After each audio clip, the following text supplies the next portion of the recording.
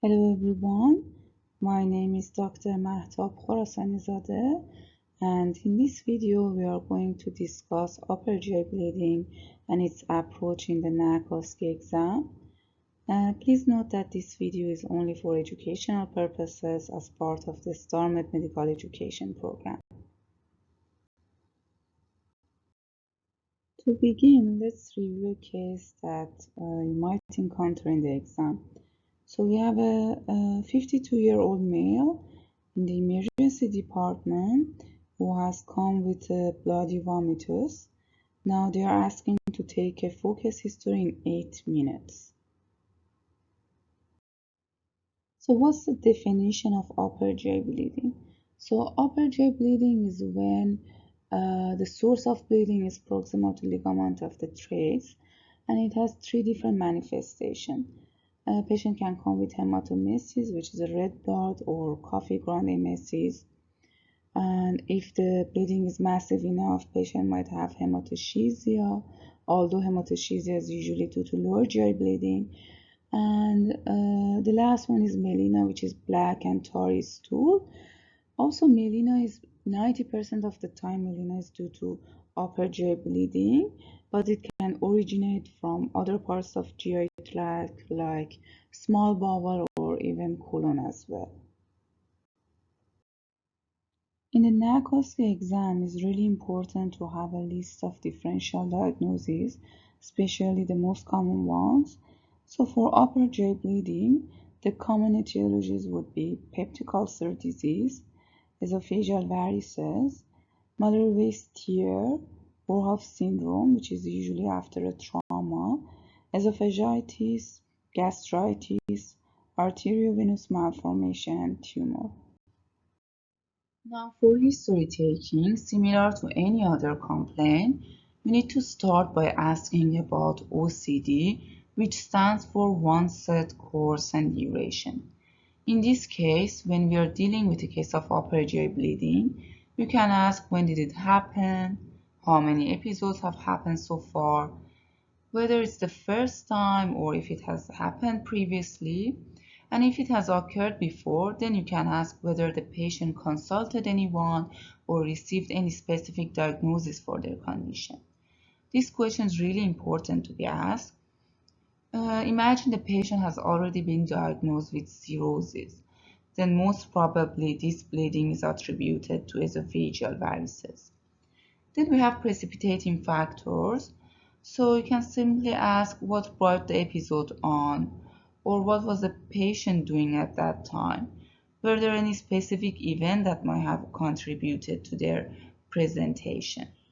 So again here, if patient had retching or any kind of forceful vomiting prior to hematomesis, this could be a clue to Mallory waist tear for you. Then we have alleviating and aggravating factor. You can ask what makes it better, what makes it worse, if the patient has done anything to make it better. And then we have co-cabby. So like any discharge, you need to cover co-cabby in bleeding as well. First C stands for color. You need to ask what color, if it was bright red or dark red or coffee ground blood. Then about the odor, you can ask whether it had any odor in it, any specific odor in it. The second C stands for consistency. Here, in case of bleeding, you can ask if the bleeding had any clot in it, and you can ask the patient about the amount. You can ask the patient to estimate the amount of the bleeding.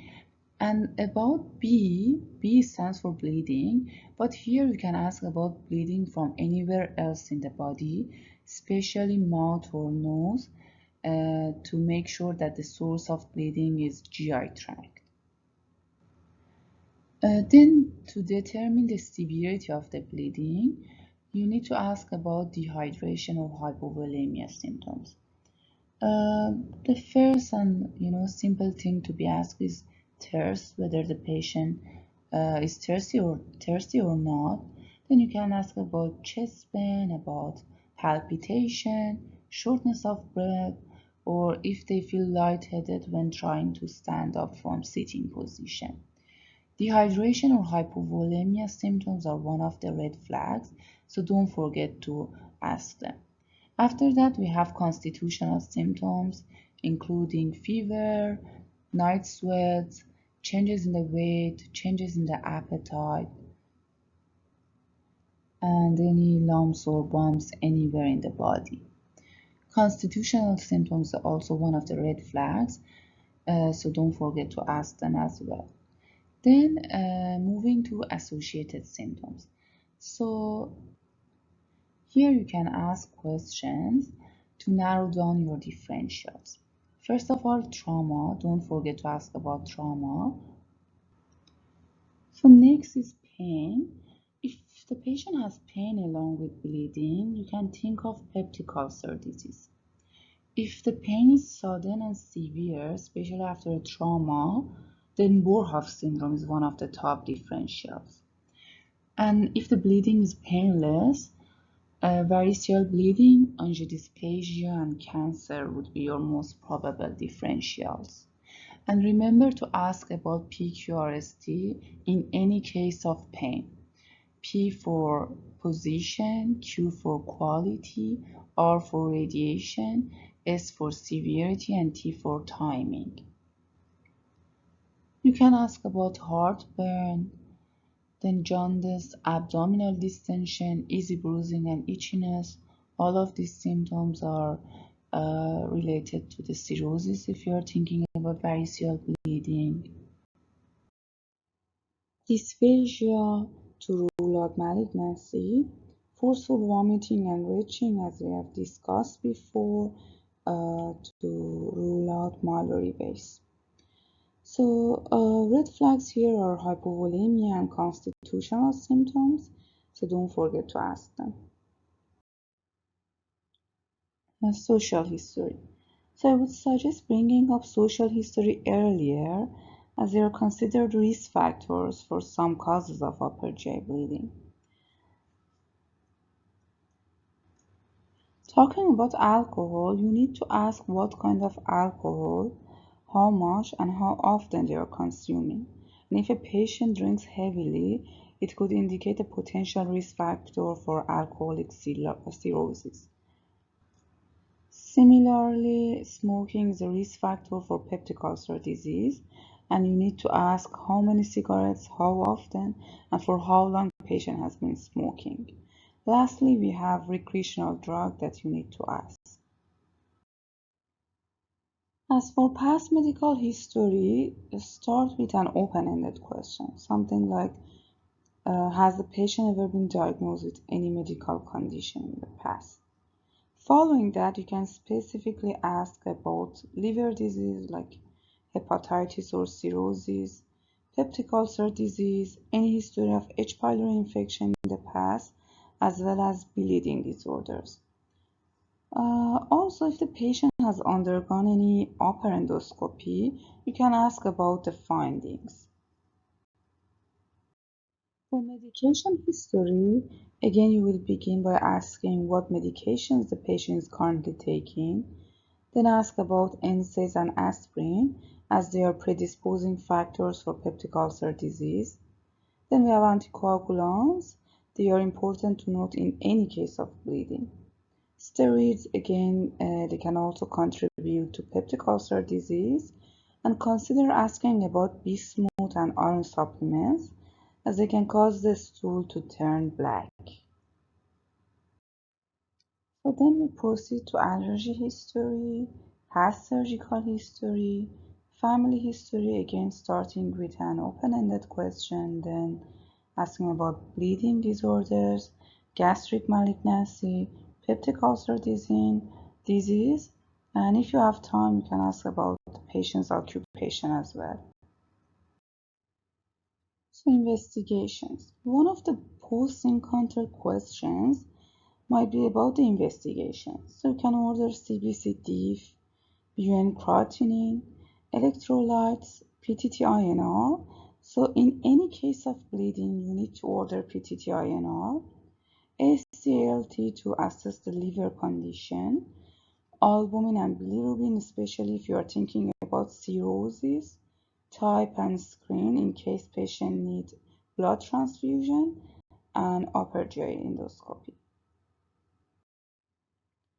So to get a high score in NAC OSCE exam, it's important to provide a comprehensive management plan. So we need to begin by admitting the patient, ensure airway breathing circulation, by closely monitor the airway and intubate the patient if the patient is unable to protect airway. Then give the patient O2 supplement if patient is hypoxemic, and attach the patient to cardiac monitors and continuously monitor cardiac rhythm. Then make the patient NPU, insert an inject tube to confirm that the source of bleeding is from the upper GI tract. Establish 2 large bore IV line and start a bolus infusion of isotonic crystalloid like normal saline.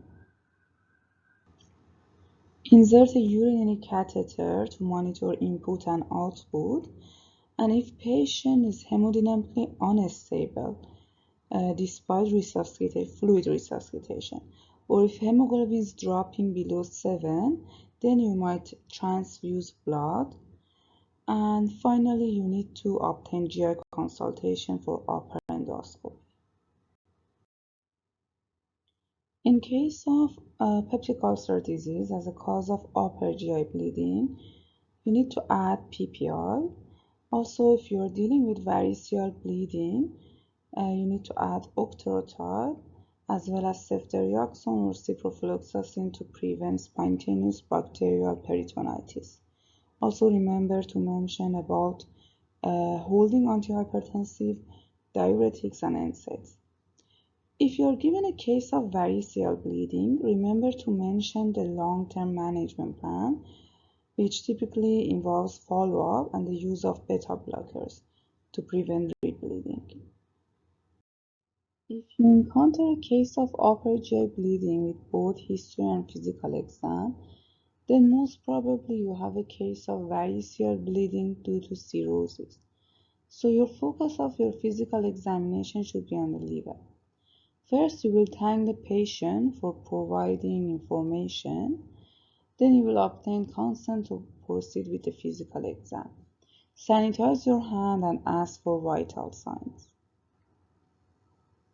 Then you can comment on general appearance by evidence of weight loss, cachexia, pallor, or jaundice. You can rule out encephalopathy by assessing the patient orientation to time, place, and person. On the head and neck, you can look for skeletal icterus, parotid hypertrophy, which is most of the time due to alcohol abuse, and fetor hepaticus. On the skin, spinorangioma, usually on neck, back, chest, ecchymosis, petechia, and excoriation from pruritus might be seen. And you can check for gynecomastia in male patients. Also, you can assess the extremities for any peripheral edema, proximal muscle atrophy, palmar erythema, clubbing, dupuytren's contracture, and ostrixis. Now, to perform abdominal examination, we'll start by inspection, looking for any signs of ascites, like bulging flanks or everted umbilicus or any caput medusa on the abdomen. Then we will proceed to percussion. You can check for liver span, which is normally less than 12 cm on the mid-clavicular line. If you want to check for any sign of splenomegaly, then you might need to do the Castel sign. Any dullness over lowest left intercostal spine on anterior axillary line is in favor of splenomegaly. Then in palpation, you might palpate the liver edge along the subcostal margin, and also you can palpate the spleen starting from right lower quadrant and moving toward left upper quadrant. And at last we have auscultation. We can listen to liver or spleen for any bruise or venous harm. If you have a male patient, you can assess the genitourinary tract to look for any sign of testicular atrophy. Finally, we have two specific tests to evaluate ascites, shifted nullness and fluid wave. This concludes our video. Thank you for watching and I wish you the best of luck.